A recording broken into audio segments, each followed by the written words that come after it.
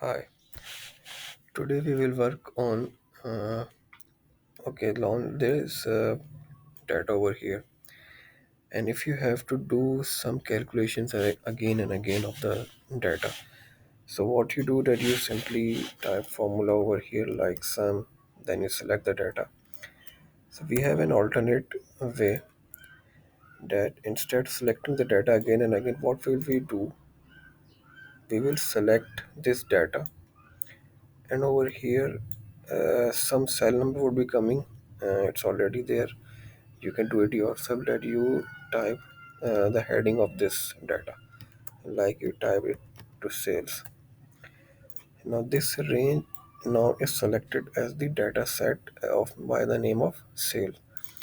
Now if I have to sum this, now what I will do, I will type sum. Now instead of selecting this data, what I'll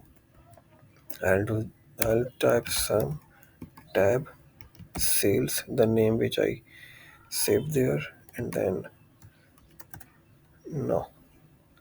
If I have to get the maximum value, I'll write max tab sales this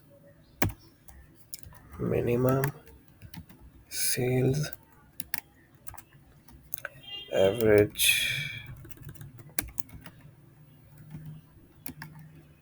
sales done. So you can do it like this instead of selecting the data again and again.